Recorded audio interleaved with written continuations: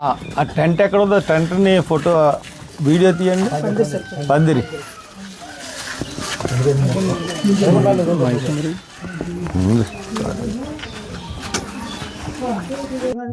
అక్కడ పెళ్లి జరిగింది, అక్కడ పందిరి కనపడతా ఉంది కదా.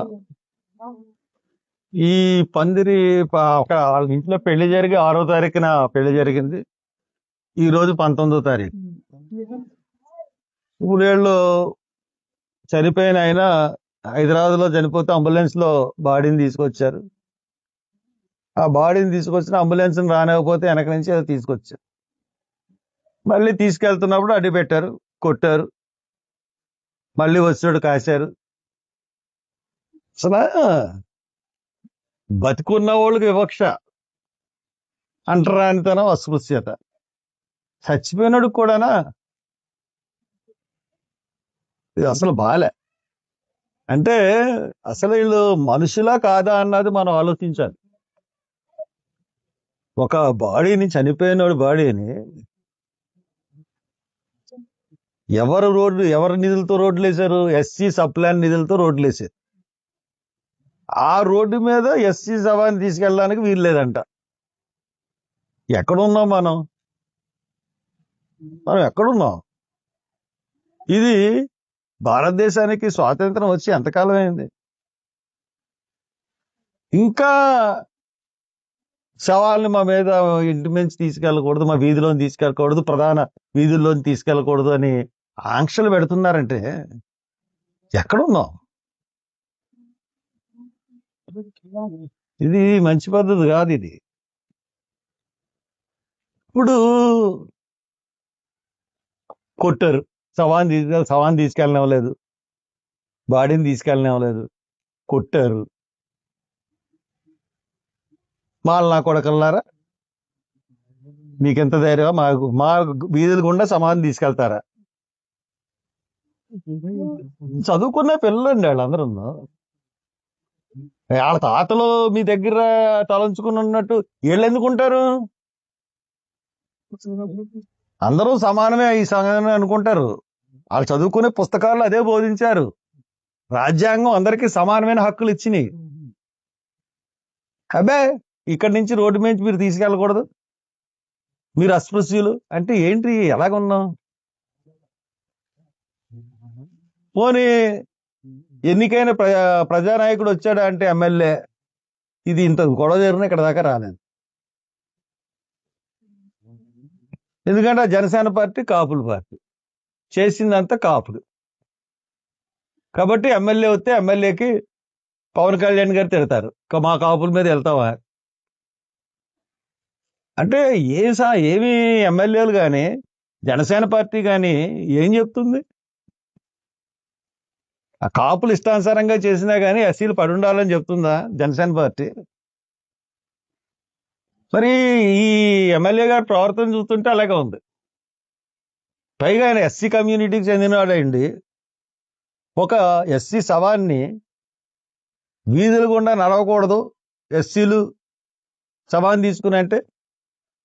ఇప్పుడు పెళ్లి చేసుకున్నారు, రోడ్డుకి అడ్డంగా టెంట్ వేశారు, 3 రోజులు ఉంచుకుంటారు టెంట్. పందిరి 3 రోజులు ఉంచుకుంటారు, లేకపోతే 1 రోజులు ఉంచుకుంటారు, లేకపోతే 9 రోజులు ఉంచుకుంటారు. కానీ ఎక్కువ ఉంచుకోరు కదా. 19 13వ రోజు ఉంచుకున్నారు. శుభకార్యం దగ్గరికి ఇటువంటి వెళ్ళడానికి ఇప్పుడు అదే ఒకవేళ పెళ్లి జరిగిన ఇంట్లోనే ఒక మనిషి చనిపోతే ఏం చేస్తారు? ఇప్పుడు ఎస్సీ శవాన్ని తీసుకెళ్ళలేదు, ఆ పెళ్లి జరిగిన ఇంట్లో మనిషి చనిపోతే అదే దారి గుండా తీసుకెళ్తారా? లేకపోతే ఈ మనిషి చనిపోయాడని చెప్పి అవతల పాడేసి వెనక్కి తీసుకెళ్తారా? ఇదే ఆ ఇంటి అడ్డు పెట్టిన వాళ్ళు, లేకపోతే ఊర్లో ఎవడన్నా చచ్చాడు ఆ ఇంటి పక్కోడు అని అలా తీసుకెళ్తారా? లేకపోతే పొలాల్లో తీసుకెళ్తారా? మానవత్వం ఉండాలండి. ఈ మానవత్వం లేకుండా చేసే పనులు ఇలాగే ఉంటాయి. ఖచ్చితంగా చెప్తున్నారు, అస్పృశ్యత అన్నది ఒక రోగం, అంటరానితనం అన్నది ఒక నేరం. న్యాయం చేయాల్సిన పోలీసులు, కేసులు పెట్టాల్సిన పోలీసులు వాళ్ళకి వత్తాసు పలుకుతా, వాళ్ళకి భయపడతా జనసేన వాళ్ళు మమ్మల్ని ఉద్యోగాలు ట్రాన్స్ఫర్ ఏం చేస్తావా అని పోలీసులు భయపడుతూ ఉంటే న్యాయం ఎవరు చేస్తారు? ఇటువంటి సంఘటనలు జరిగినప్పుడు కలెక్టర్ రావాలి, ఎస్పీ రావాలి. ఇంత వివక్ష జరిగినప్పుడు ఎక్కడున్నారు కలెక్టర్, ఎస్పీ?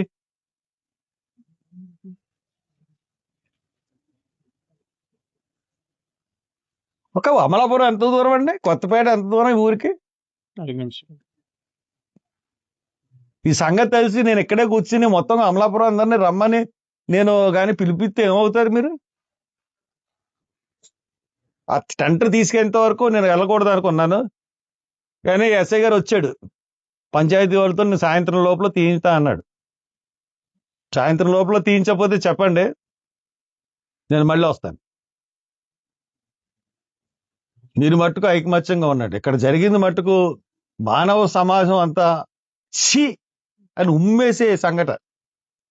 ఎవరైతే శవాన్ని అడ్డుకుని వీధి గుండా, ప్రధాన వీధి గుండా తీసుకెళ్లలేదో వాళ్ళు మనుషులు కాదు, జంతువులయ్యి, పశువులు. పశువులు అని చెప్పడానికి కూడా మనం ఇంకా తక్కువ ఏదైనా ఉంటే ఆ పేరు పెట్టాలన్నాయి. ఎందుకంటే మతం, సామరస్యం అన్ని కావాలి మనకి, సమాజం అన్ని. కానీ చనిపోయిన వాడికి దగ్గర వివక్షత ఏంటండి? చనిపోయిన వాడిని తీసుకెళ్ళొద్దంటే ఏంటది? ఇది సహించరాని నేరం. మరి డిఎస్పీ గారు కానీ, లేకపోతే సిఐ గారు కానీ, లేకపోతే ఎస్ఐ గారు కానీ అసలు ఏం ఆలోచిస్తున్నారు? వీళ్ళ ఉద్యోగాలు ముఖ్యమా? అంటే వీళ్ళు ఉద్యోగాలు చేయాలి, ఎవరికి రక్షణ కల్పించాలి కదా, బలహీన వర్గాలకి. మీరు ఉద్యోగాలు చేస్తున్నట్టే ఎస్పీ నీకు సిగ్గు ఉండాలి. అసలు ఎస్పీ నీకు చెప్తున్నాను నేను, నీకు సిగ్గు ఉండాలి. ఇటువంటిది నీ జ్యూరిడిక్షన్ లో ఒక దళితుడు శవాన్ని ప్రధాన వీధి గుండా తీసుకెళ్లలేదంటే వాళ్ళని ఇంకా నువ్వు అరెస్ట్ చేయాలంటే నీకు సిగ్గు సర ఉండాలి. ఎస్పీ సిగ్గు సర ఉండాలి. మరి ఎస్పీ పేరేటో తెలియదు, ఎస్పీ ఎవరో నాకు తెలియదు, కానీ నేను చెప్తున్నాను ఎస్పీకి, రాహుల్ మీనా. ఎవరా రాహుల్ మీనా? సిగ్గుండాలి నీకు. ఈ పాటికి గ్రామానికి వచ్చి ఇలా పలకరించాలి నువ్వు. ఒక ఎస్పీ, ఒక ఐపీఎస్ ఆఫీసర్ అయితే. నేను చెప్తున్నాను, ఇమీడియట్ గా టెంట్ తీయండి, ఇమీడియట్ గా ఇన్వెస్టిగేషన్ చేసి దోషులను అరెస్ట్ చేయండి. ఎఫ్ఐఆర్ నిన్న సుందర్ వస్తే గానీ ఎఫ్ఐఆర్ కట్టలేదు. అంటే బయట నుంచి ఎవరన్నా వచ్చి చేస్తేనే ఎఫ్ఐఆర్ కడతారా?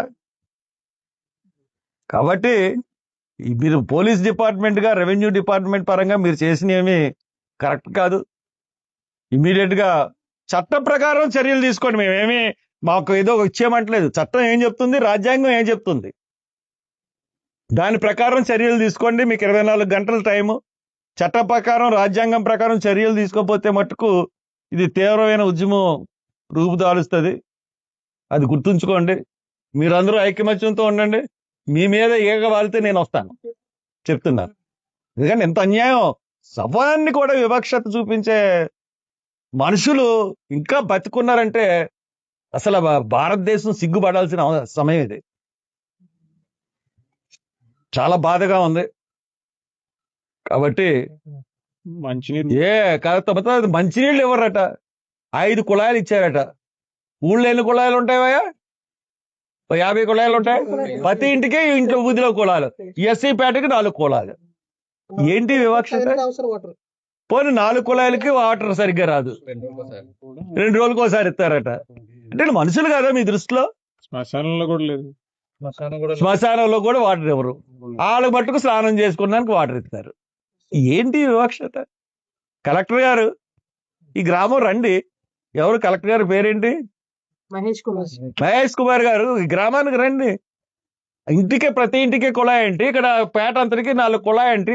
వీళ్ళకి 2 రోజులకు ఒకసారి వాటర్ రావడం. ఎస్సీ సబ్ ప్లాన్ నిధులు రోడ్లు ఎక్కడ ఉండాలి? ఎస్సీ పేటల్లో ఉండాలి.